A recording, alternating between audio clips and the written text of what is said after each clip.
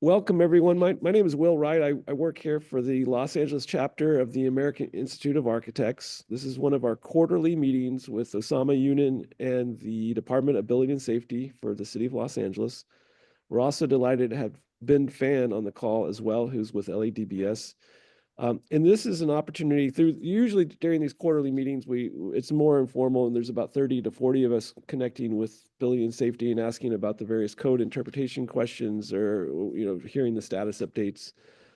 But in wake of these recent tragic wildfires, here's an opportunity also to learn more about how the Building and Safety Department is responding to this crisis, maybe learning more about their one-stop permit shops. We understand that a lot of the policies, especially in response to the executive orders, are shifting, and there is much clarity to be gained. But with that, I really do think we will benefit from a status update about what the department is doing right now in response to those executive orders, and then where it may need some additional assistance or support from the architecture community. And then we will continue working with a set of questions that many of you have circulated in advance. For everyone on the call, you're encouraged to stay on mute unless you'd like to ask that question specifically. And I request, as we organize this, if you can leverage the chat feature that allows you to raise your hand and or just add your question to the chat box. And with that, I look forward to Osama Younan and Ben Fan, and they'll give us a quick status update. Ben, do you want to go ahead and start first? Thank you.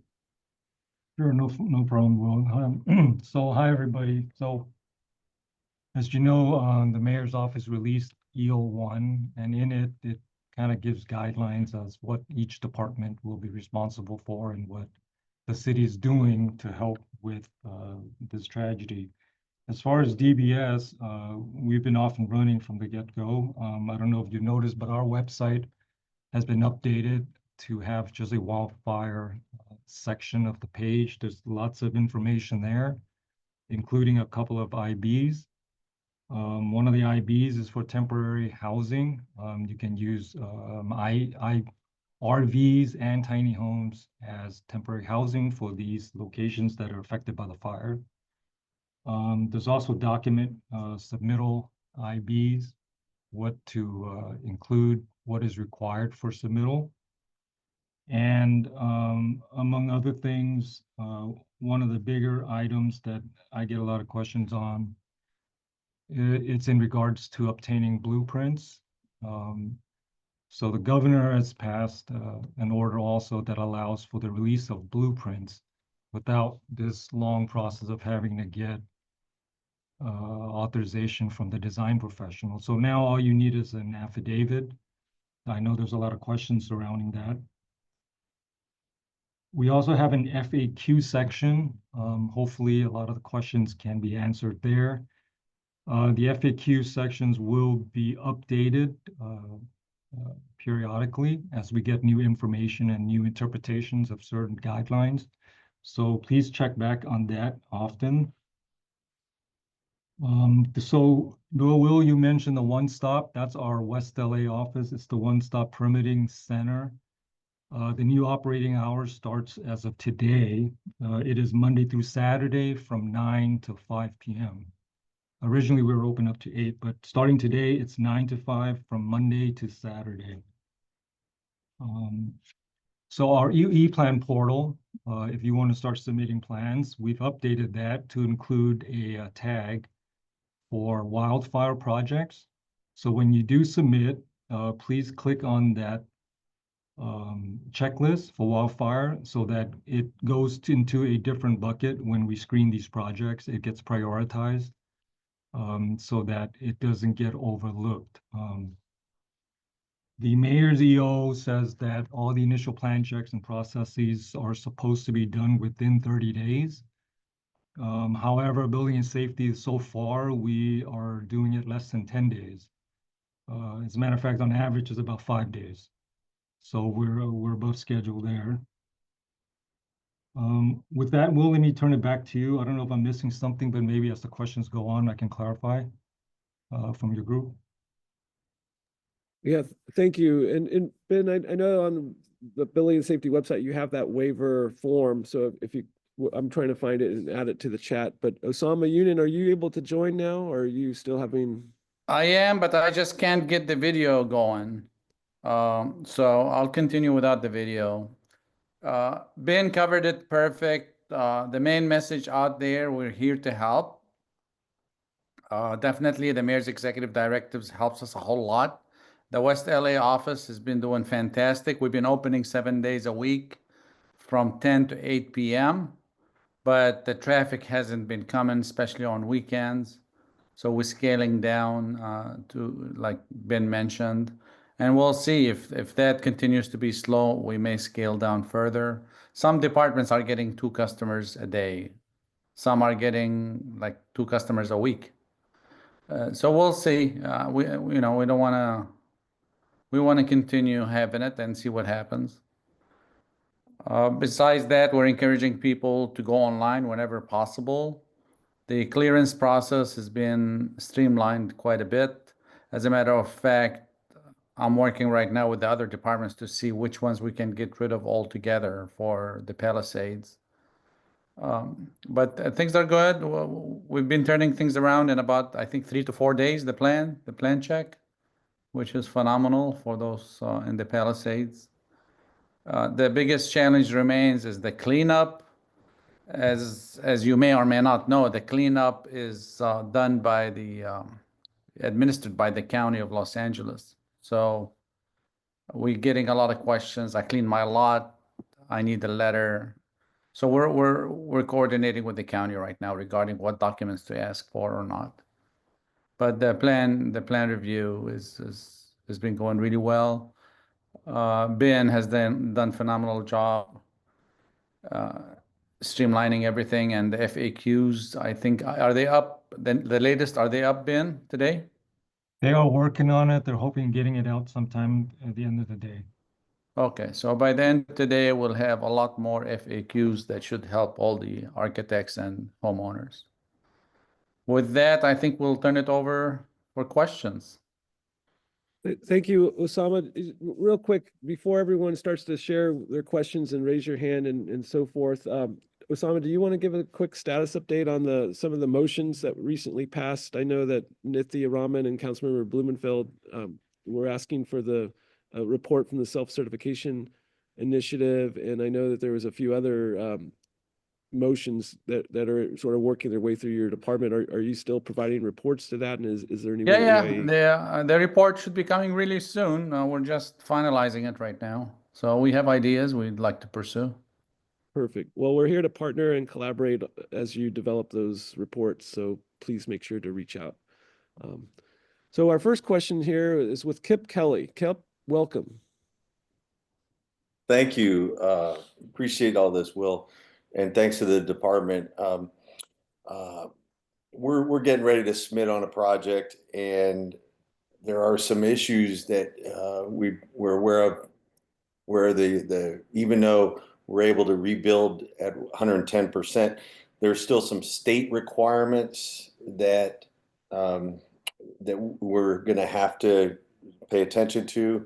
A couple of the ones that we're looking for more guidance on are whether or not we're going to have to introduce fire sprinklers, and the other one was the lid requirements. If you guys could touch base a little bit on what state requirements are going to be mandated for the fire rebuild projects. Yeah, I could jump on that. So basically, sprinklers, any component, the building code stays as is. There's no deviation from the state building code. The only exemption the governor gave is if plans were submitted 2009 to the 2019 building codes or later, we could basically restamp them. They're good. Anything older than that, then you'd have to update to today's code. And if today's code requires fire sprinklers, then fire sprinklers are required. As far as LID, as of right now, it's the same. I know the mayor's office is trying to work with the governor's office and Bureau of Sanitation to see if there can be any modification to the LID. Any idea when you might expect some feedback on that? I really don't know. I mean, this is, as you know, it comes from the state. So there are a number of things we were able to get from the state. The biggest one, obviously, is the commission, the Coastal Commission exemption and the CEQA exemption. Those are really huge. Also, like Ben mentioned, we're able to get the exemption for someone to get their own plans from the department without having to go through all the required signatures and letters that used to be. So this one, I can't give an answer. I don't know. Okay, how about Title 24? Is that in the same boat? You mean energy? Yeah.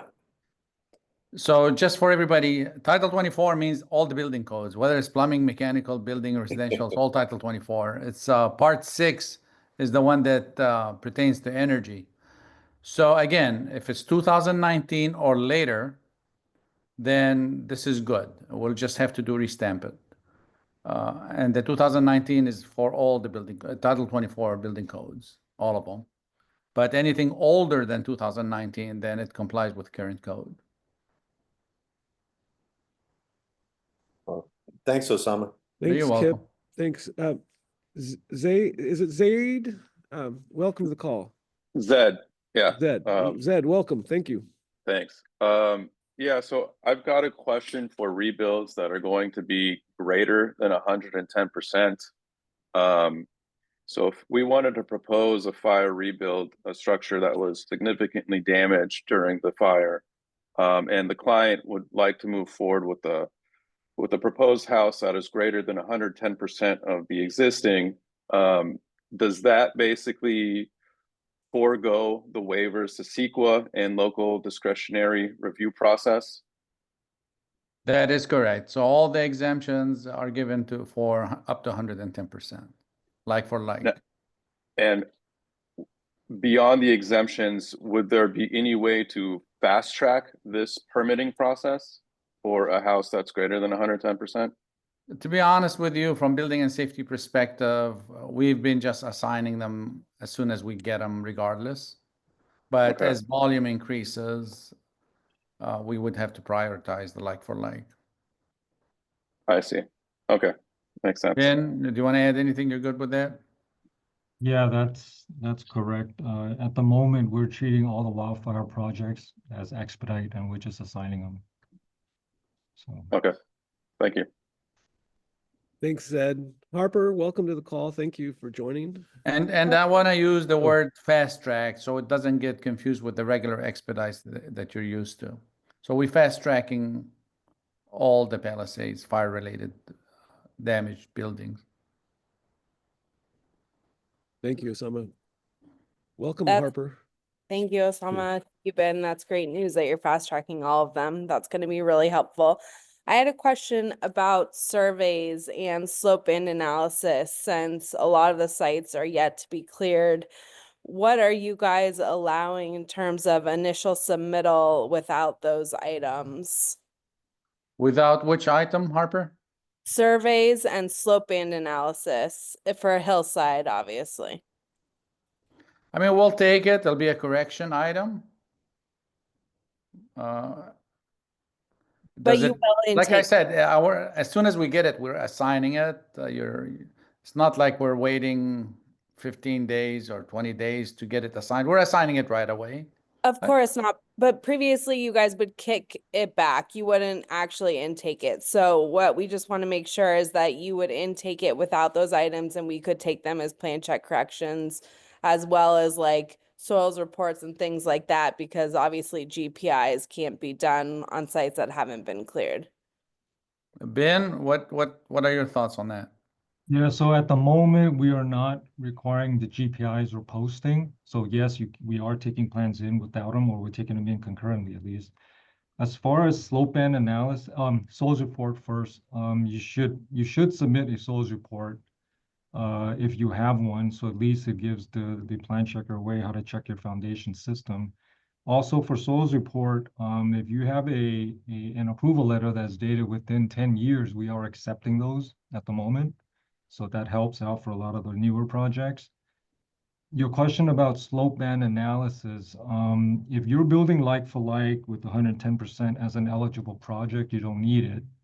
However, if you are expanding beyond, or you're just gonna just build this dream house, you will require a slope band analysis, and we can take that as a correction.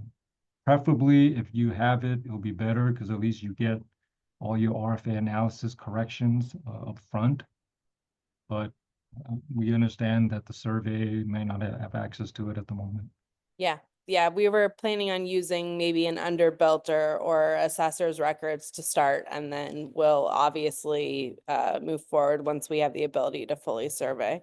Right. Okay, thank you. Or if you can use the guaranteed minimum, I think it's 25% of lot area at the moment. If you qualify for that, you don't even need a slope band, but we'll see. Yeah, yeah. Okay, thank you. And just to add, generally speaking, you want the plans to be as complete as possible. That way the corrections addresses everything. You're not deferring till later. It gets trickier. But if you're in a hurry, we want to accommodate. Thank you, Harper. I'm sure you'll probably have a few more questions. For everyone on the call, Harper and her partner, Aaron, really helped to start the Slack channel for the Rebuild LA process, and it's been an excellent resource for everyone. Astra Woodcraft, welcome to the call. You have some excellent questions you shared, and I put some of them in the chat, but looking forward to your conversation. Hi, everyone. I did see that a lot of those questions have been answered with the updated frequently asked questions on the LADBS website, so that's great. So I just kind of pared it down to a couple main ones. One is when we had the meeting with LA County last week, they discussed how we can submit just very initial architectural plans to make sure that we're within those like for like parameters, because some of these questions are subject to interpretation. Is LADBS going to offer something like that where we can go in with basic architectural plans, get an initial, yes, you're on the right track, yes, the zoning, your setbacks, your height, your mass are okay, before we do a full set of architectural and structural plans? And then my other question is regarding second floors. Can we, as part of a like-for-like rebuild, add an ADU to, say, a one-story house, but add the ADU at the second floor? So the height of the original house would be exceeded, but only by the ADU. So I know LA County, we've had conversations with them. We're taking slightly different approach on a like by like. In LA City, the like for like, and you'll have that in the FAQ in our website. You'll be able to move it 20% along the length of the property line or the width of the property line in that direction. So if you had a lot that's 100-foot deep, then 20% gives you 20 feet flexibility to move it to the front or to the back. Mm-hmm. And similarly, if let's say the lot was 50 feet, then 20% is 10 feet. So you could move it to the side to side 10 feet. We thought that will make it easy to understand, cleaner. There is no case by case. It's very straightforward. Adding anything above 10% of the envelope, that takes it out of the like for like. Okay. And that would even be if we within the envelope. So if we had a no second floor or a small second floor, if that second floor was greatly expanded, even if our square footage stayed within the 110%, that would take it out of the like for like. You gotta be within 110% of the envelope. Okay. And even if it's an ADU, the ADU Right. still has to be within the envelope, or it comes out of the like for like. Correct. Okay. To Thank add to you. Osama's answers, Astra, so you can move this 20% width and depth. However, I mean, you cannot move it to where it's less than what's required for the yards. Understood. I mean, if your side yard is 5 feet, you cannot make it 2 feet by moving it 20%. Right? Understood. Yeah. And now if you had I'm a glad, Ben, you mentioned that. So the setbacks, you gotta follow the setbacks. You only keep what you had as existing non-conforming. You keep that. Understood. So you Okay. get today's code plus existing non-conforming, and that's your allowable buildable area. Within that, you could maneuver the 20%. That's it. Thank you, Ben. Thank you. And answer your second question was, can you add a second story ADU? So if you do not have a second story now, adding that second story will make it, not like for like, Got it. Okay. But even if it's for an ADU. we could add a one-story ADU or a detached ADU that exceeds the 110% floor area as long as we don't exceed the height, or no? Does the if we rebuilt the house at 110% of what was there plus added an ADU, either attached or detached, does that push us out of like for like, or we can still go into the like for like process? So for detached, for sure, it's a different category, right? We treat each building separately. Mhm. So detached, you're allowed by the governor's order now to waive CEQA. If you're adding the ADU to the house, that's a good question. I need to follow up, or whether Okay. we're treating the ADU as its own entity because it's allowed by right. But let me follow up with that one, Astro. Thank you. Yeah, I have most of the ADU questions from clients are about adding an attached ADU, so that would be great to get an answer from. Thank you very much. And whatever we decide on, we'll put it in FAQ that everybody has the benefit of that information. But we're not initially doing any reviews where we can come in with just architectural plans to get it signed off before we do structural. We still need to bring everything in for approval. Right, but if you have a question, you're welcome to come in. Okay, got it. Thank you. Thanks, Astra. Ed, welcome to the call. Hi, thanks everyone. So we had a house that was under construction in the Palisades. It had reached about 2/3 completion, been working on it for about 10 months. So it was permitted and under construction in progress. I spoke to our plan checker. He said that there's really nothing involved from the plan check side of things because the owner wants to rebuild it, no modifications to the plans whatsoever. So our plan checker said that there's nothing really on the plan check side to be done. It's on the inspection side. He said, basically, reach out to your inspector. So that's my first question. Second question is, we are planning to reuse our foundation. It's in good enough condition. Testing is ongoing, and we expect those reports to be complete in a matter of days. So my question is, will we be allowed, assuming that we submit it, it's approved by your department, how quickly then would we be allowed to go back on site and restart construction? Ben, you can address the fund. Yeah, go ahead. Thank you. Yeah.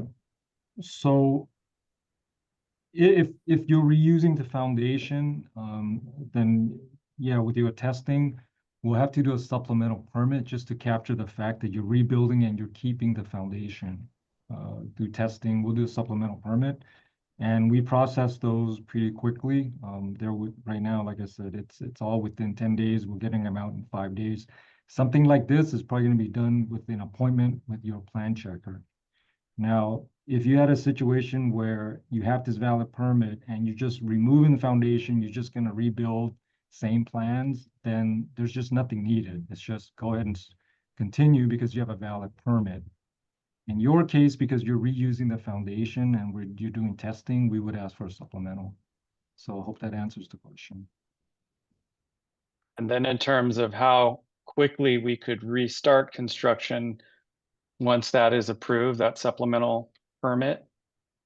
Right. Once you have a permit, you can continue, but as of now, I mean, you still have a valid permit, right? You're still able to go out there, remove whatever you need to do. But once that supplemental permit is issued, you can continue. But with the one caution here, the site has to be verified that it is cleaned, and that is currently done through the county. So Okay. that you still need to get some kind of clearance or some kind of approval that it has been cleared and cleaned. And that's part of the phase 2, Correct. correct? Okay. Yeah. Well, Right, thank you. the cleaning, there was a phase 1 and phase 2, but also some people went on their own. They were what they call opt out. And the county is administering both processes, either through the government or through the private. They will give an approval for either one of them or for both of them. Yes, that's what we're doing. We did private clearing, so we're ahead of the Army Corps of Engineers and just need to get this foundation Right, and you would approved. submit your paperwork through the county's website. I think it's called Epic LA, Mhm. and get the process started. Okay. All right. Thank you very much. Ed, thank you. You mentioned something that several people have asked me, and maybe Osama and Ben, if you could sort of address this, but it has to do with what's the threshold for projects that may have recently been permitted, with, let's say, in the last 12 months, that were, basically brand new homes that had already gone through building and safety in the last 12 months. What's the what sort of consideration or streamlining efforts are you going to be doing? I mean, I'm sure that's a like for like, but you're basically just resubmitting the exact same plan for the exact same house that you just finished. Is there any sort of consideration for how that will be handled? Yeah, that Permit. falls under the same if it's anything after 2019 or after. It's just a matter of restamping it. Okay.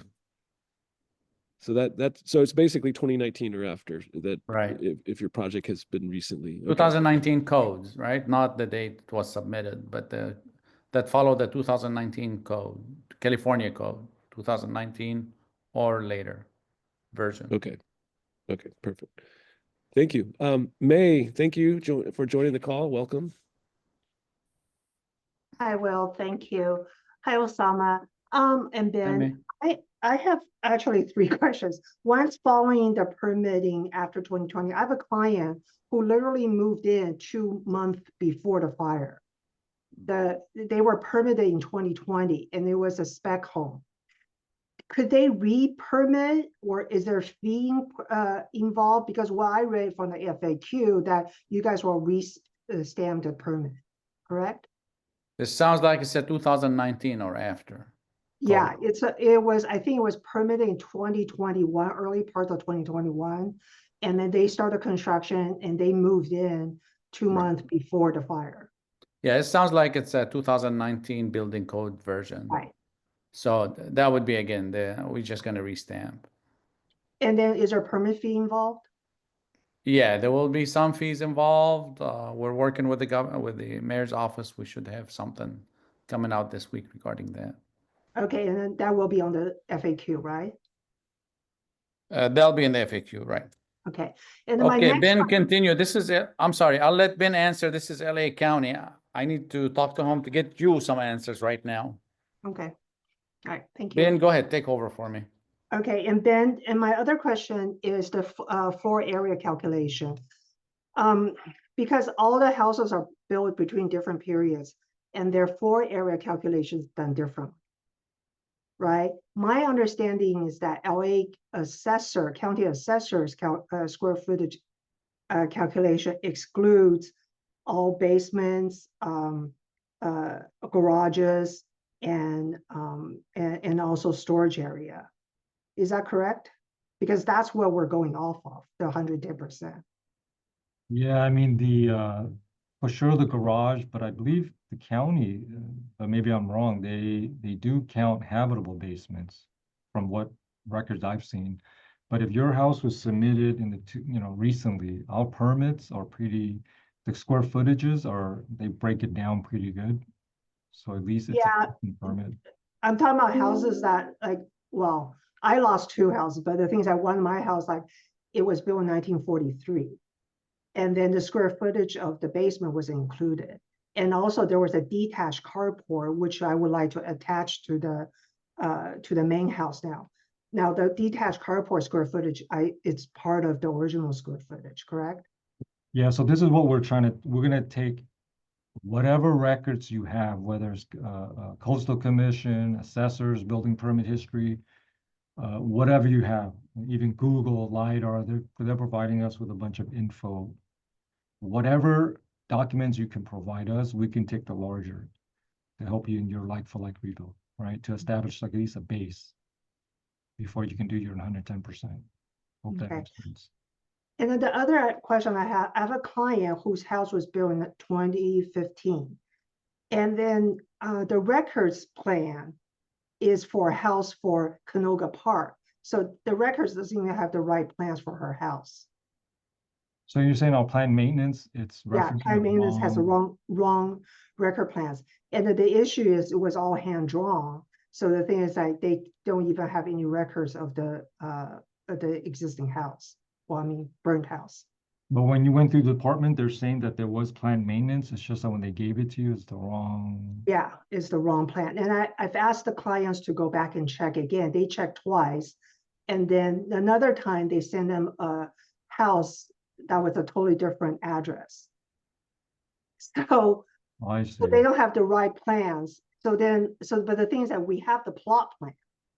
So I'm recreating the house from the plot plan.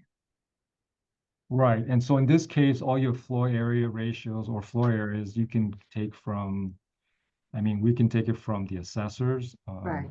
I'm sure the building permit sometimes will have square footage on there also.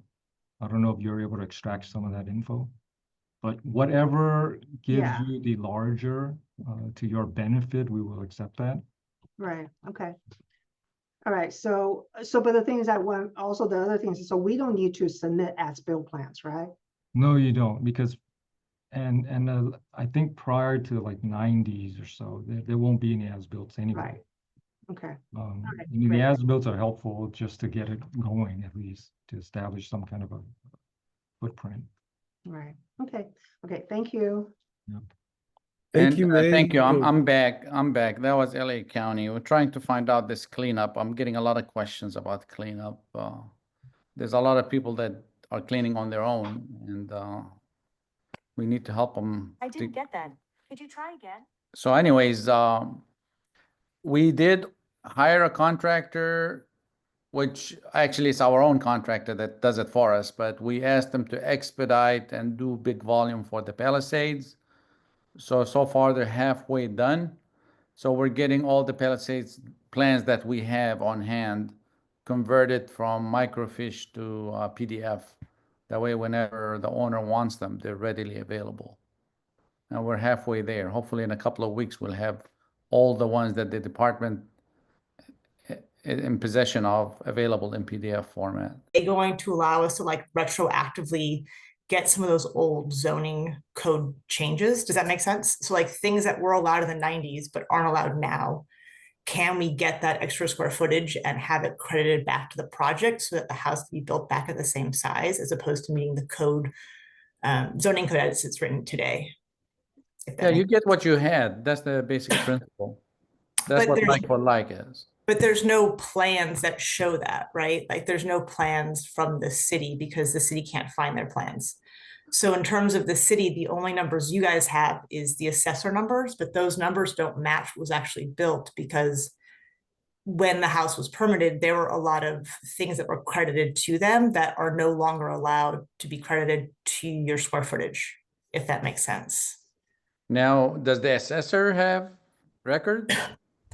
The only thing the assessor has is like the square footage number, which is what matches ZEMIS. So we're accepting building permits, CVOs, county assessor data, and coastal commission plans. Again, like I said, if we can get Google Maps to show something, we'll, on a case by case, we'll also honor that. But we can then say like, when this house was permitted, this 400 square foot garage was allowed to be removed from the square footage calculation. Today, that is not the case. So we're going to give ourselves an extra 400 square feet to the square footage that ZEMIS says we have currently. Does that make sense, my question? So in general cases, Lindsay, Yeah. if the footprint that you're showing matches the footprint in our building records, then if you want to do an RFA analysis, because that's per today's definition of residential floor area to get the benefit, then yes. Right, okay. But if the footprint you're showing does not match our records, then we have to question and say, hey, something was built without a permit. Of course. But if your footprint matches our plot plan, then you can redo the RFA analysis. Okay, great. And and even if that plot plan is like very difficult to read and understand. We just would kind of bring that in there and work with the plan checker to kind of make sure that's all verified. Right. Okay. That's something is really obvious that, hey, that end of the building was added. Sure. Isn't there that you're now showing us. Then Okay.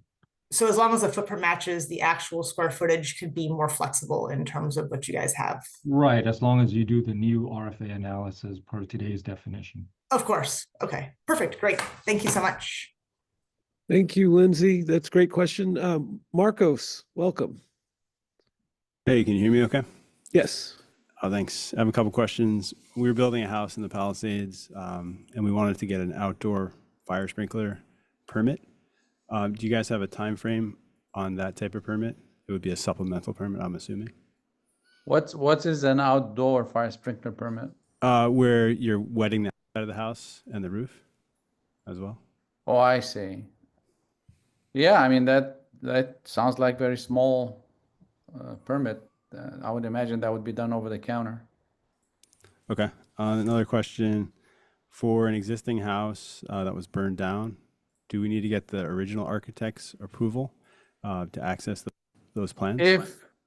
Well, there is the new state law that governs the owner can get the permit if they can't, even if they can't find the architect, can get the plans even if they can't find that letter that used to have to be mailed to the architect is no longer required. So we have a special form for it right now. But the owner has to be the one getting it, or an official representative through a letter, notarized letter. Okay, so we're able to make changes to the previous architect's plans without their approval, or?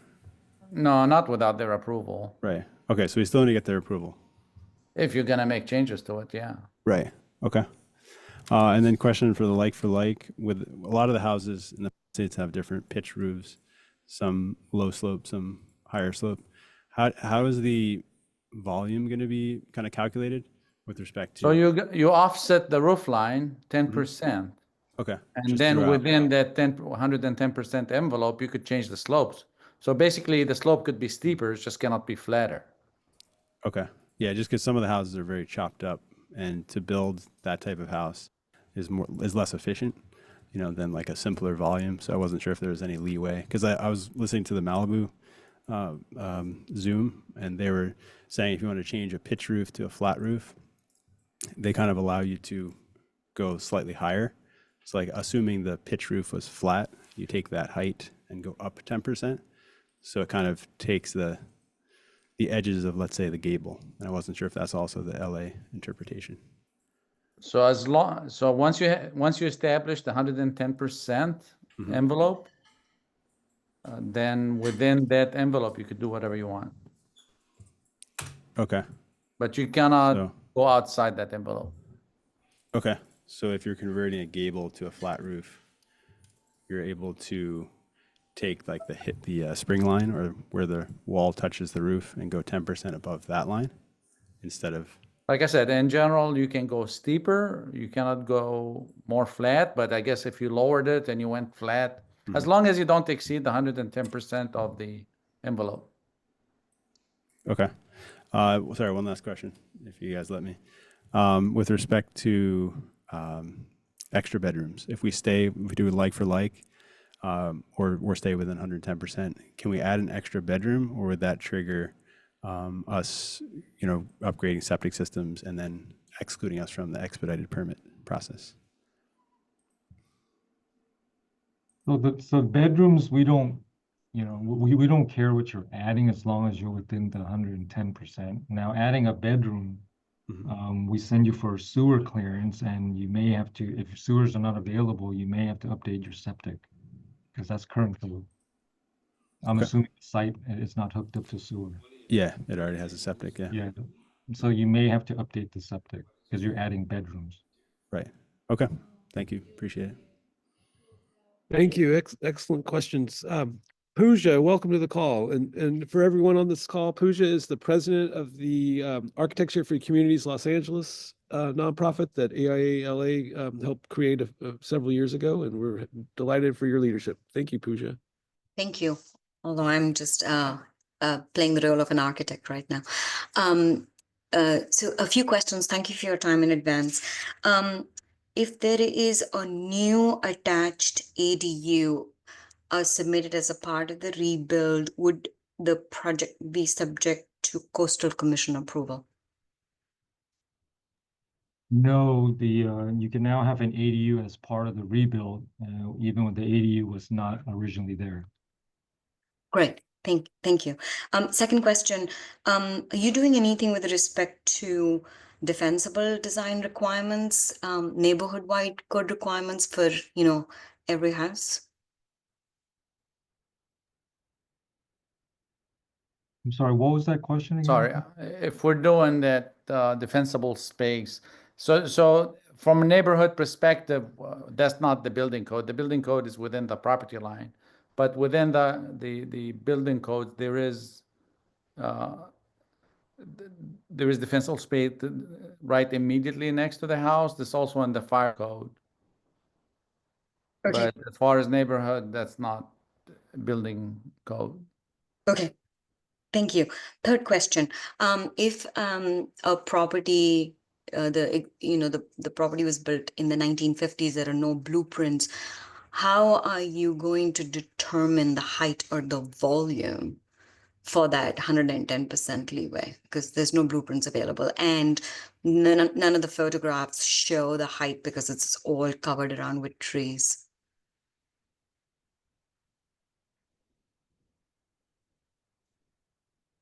Ben, you want to take that one? Yeah, I think this is similar to what Tracy mentioned earlier, where there's no photos, or even Google does not have all the info.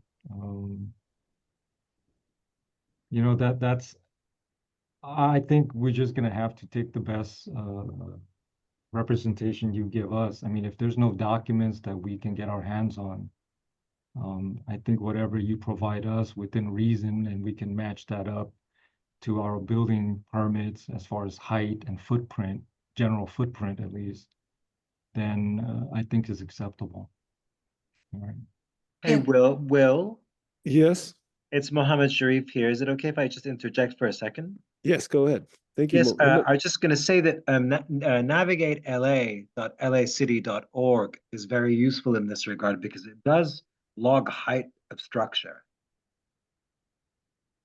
if it's in LA. This is built prior to the 1970s, so there are no blueprints or. It's not a blueprint. It's like it's like Zemus, and there's a pull down menu, and you can possibly track the height of structure there. I'll put it in the chat.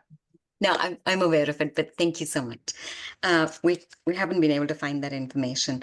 My next question, with respect to utilities, are you going to put in new utilities under the streets, and will that impact construction timeline? That's a question for DWP. Yeah, so my Pooja, understanding is, yeah, go ahead.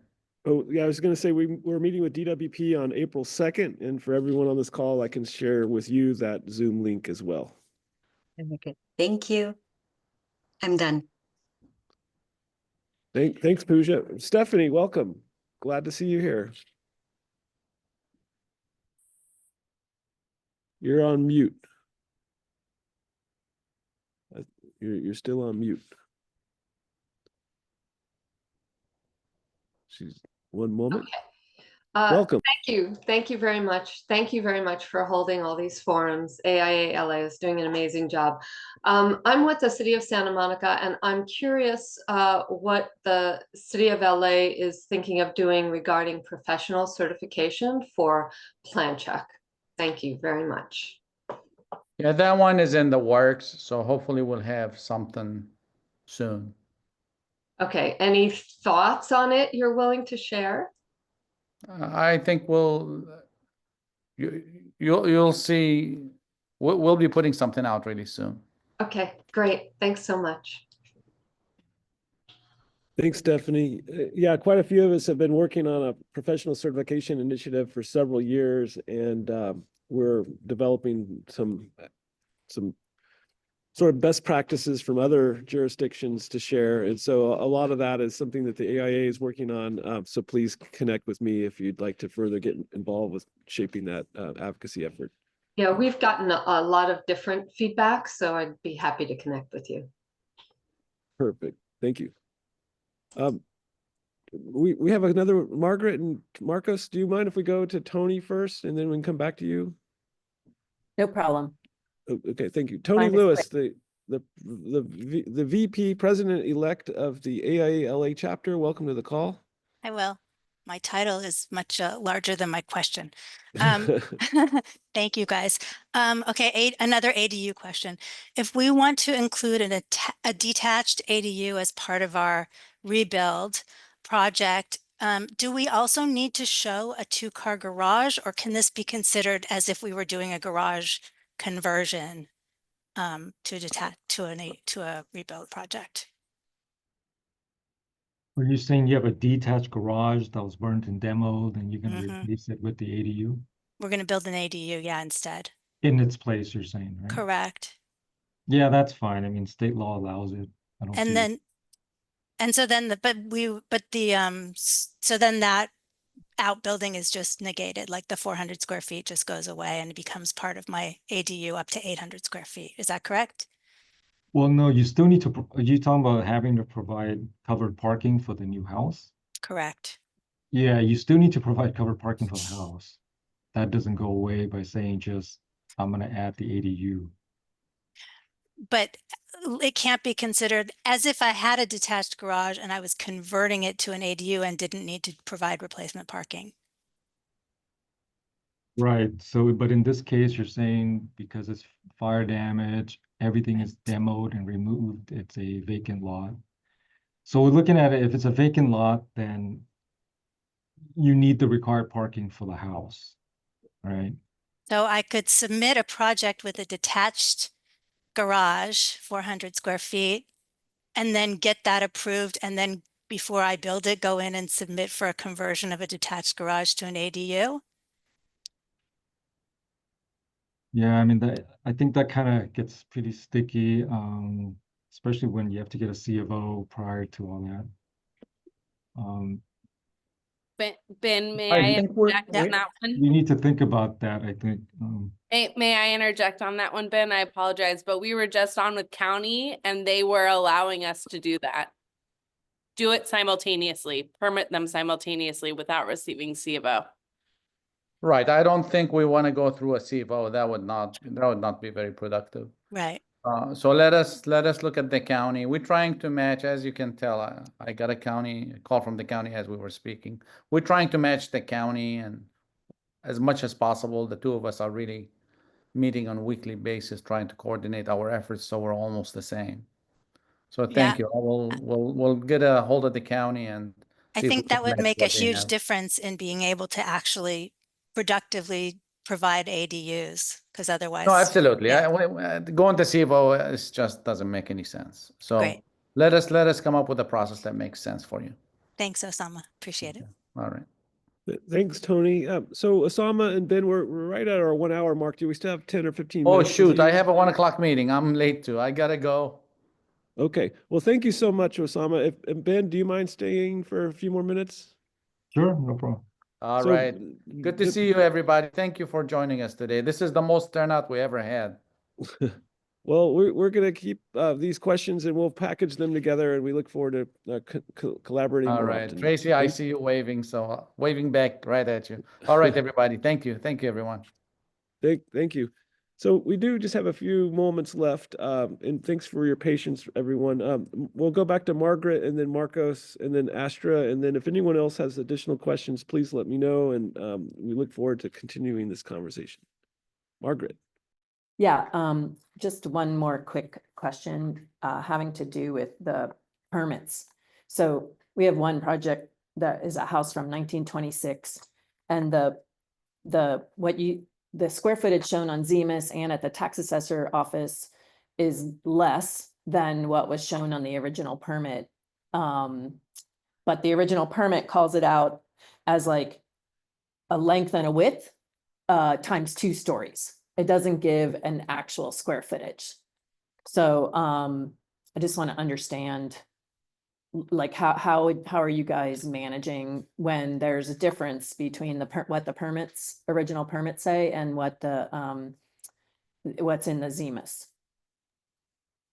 Yeah, and our permit, it's giving the overall dimensions too. It's probably irregular shape somehow, so that's why the square footage probably won't match as a box or something.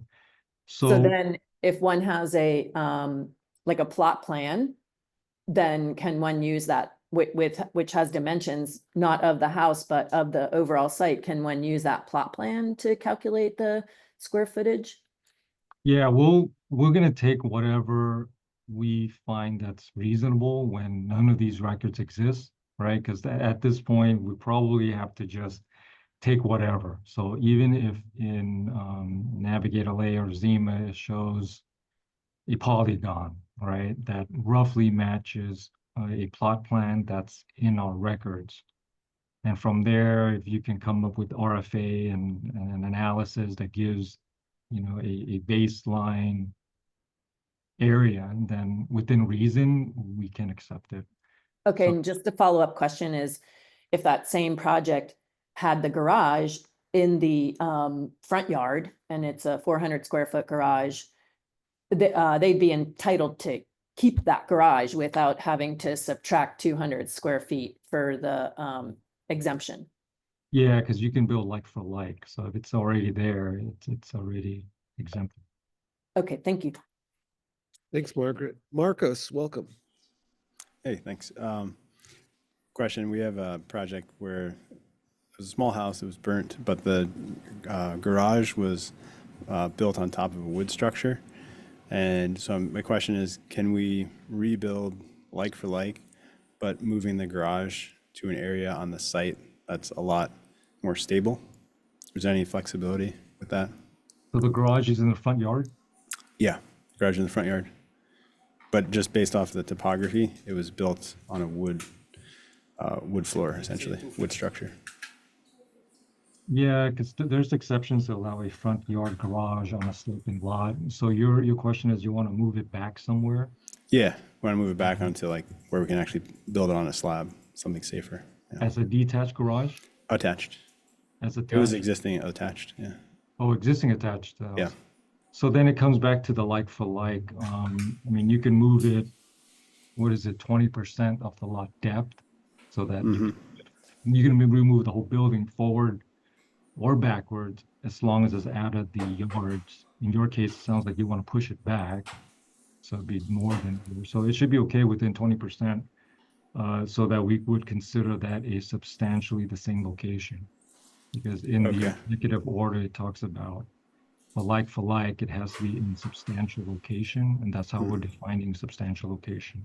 Is 20%. 20% lot depth. Of lot depth. Okay, because this particular strange property, but we have to move it basically 20 feet over to the side. So as long as you're not, yeah, as long as you're not reducing your, as long as you're not making the side yard non-conforming or worse, than whatever the code is today. Okay, that's good news. Thanks. Thank you. Astra, then we'll have Jefferson as our last Q&A. Thank you, Astra. Hi, Vin again. I just wanted to, having listened to everyone's questions, just kind of wanted to reiterate the request for a two-step process where we can bring in architectural plans, because it seems there's so many of these projects, there's no existing plans, they're old houses, the photos aren't good. These questions about envelope and height, for us to do a full set of architectural and structural plans, submit for plan check, only to be told that we have to drastically change the building if it's not qualifying for like. LA County's doing that two-step process. It would be really great if we could have something like that, not just going in to ask a question and having a verbal answer, but actually having a zoning approval, if you like, on a like for like rebuild. Okay, I can bring that up. I know we have the prelim, but I don't know if that's something you're referring to, a prelim plan check. So we could use the preliminary plan check for this and then those interpretations. But even that's usually just a meeting. We don't get get stamped plans back. Like a more official, yes, your zoning is approved. We've determined this is like for like, go ahead. I know that's not how the city of LA operates, and I know it hasn't for a long time since we do the one-stop zoning and building. But I think the downside to that is kind of becoming apparent with the fire rebuilds when so many projects are going to be subject to interpretation in these kind of gray areas, that getting an official approval, based on a basic set of architectural plans before we move forward would be fantastic. Yeah, I can bring that up and pursue it. But I'm hoping also as time goes by and we are getting more of these different scenarios and the FAQs will get updated. Hopefully, it'll work its way. It'll resolve itself. Hopefully, because right now it's a little bit new. Yeah. So we'll see. But thanks for bringing that up, Astra. Okay. Thank you, Ben. Thank you, Astra. Jefferson, welcome. Thank you. Questions, I think I saw that go by as a question actually on the county, but if an existing house did not have a basement, but it's built on a site with a downsloping lot and the client would like to put a basement underneath it, is there possible, if they stay in the same location, to use it as a like for like, if it doesn't increase habitable square footage, but actually storage and things like that? Or if they want to convert it because it daylights, if they want to convert it to habitable space, can it comply in the like for like process? Yeah, so with the basement, if the site does not have a basement and you're now converting it or adding a basement, then it kicks you out of the like for like eligible project, if you will. A separate question, because obviously the client will then decide if they want to go outside the like for like. If they have, in essence, one side of the property as it was permitted is non-compliant to the new side yard setbacks, is it possible to stay in the like for like process if you want to only keep a portion of the non-compliant side yard? They don't want to keep all of it. They're actually interested in moving part of it back to setback, but they want to keep a carport in the existing location. Is that a possibility, or is once you take part of the non-compliant away, you have to take all of it away? Yeah, if you are an eligible project like for like, you get to keep your non-conforming side yard, right? So let's say if that non-conforming side yard is a breakfast nook that it's 10 foot deep, right? Into the side yard, you don't have to rebuild 10 feet. You want to just rebuild 5 feet of it is fine. I think that's your question, is it, Jefferson? Yeah, that's pretty similar. Yeah. I think that answers it. But I just want to go back to Astra. I think that this verification of like for like would be a really useful process, and having some kind of documentation when we walk away from it would be appreciated. Yeah, agreed. It is new. It's a new interpretation, and things are constantly changing. So I think I agree with you on that. Thank you. To jump in on that real quick, Ben, would it be possible to do that under the PZA? Because we're seeing that, separate zoning check that's done through PZA, where you get a determination and prior to, the regular building plan check. Is the PZA only for entitlement projects? I thought it was limited. Yeah, typically, but I was wondering if maybe that program could be expanded for these projects. I think if we set something up, it's probably not going to be through the PZA because that's more for entitlement. I think it will be more kind of like a prelim type of service, with a at the counter or something similar. But that's something we need to look at. And just so, and the other thing too, I mean, you don't have to go like for like. If the like for like gives you exemptions maybe for coastal. Some of these sites are not located in coastal. So building like for like doesn't really gain you much, in my opinion, if you just want to rebuild that dream house all within code. So just something that you can think about. Ben, just real quick, if you're going to add a basement that wasn't there, though, then you have to conform to the current setback requirements. Is that correct? Right. because you're out of the like for like. That's correct. Right. So that's huge on a property where you have a garage on the set or on the property line, or a 4-foot side yard setback. You'd have to move the whole house over just because you want to add a basement. What if it's just for utilities? Same. As long as it doesn't qualify as a basement, right? You can have like underfloor space. I believe I forget what the what do you call it? The headroom is before it becomes like crawl space, right? But if it looks like it's a basement that's fully accessible, headroom is there, you're gonna get called out for being a basement, even if it's a storage basement. Gotcha. Yeah. Thank you. Thank you, everyone, Kip and Casey. Great questions. Ben, we're really delighted that you're here and you're available for us, and we really appreciate you and Osama and and John Waite as well, just always being available and accessible. We are sort of at the end of our time here, and I know that we might have a few additional questions, but we will compile everything that we've received, and we will also share with Building and Safety the list of questions that we're going to be presenting to LA County so they can be aware of some of the frequently asked questions that the architecture community is asking.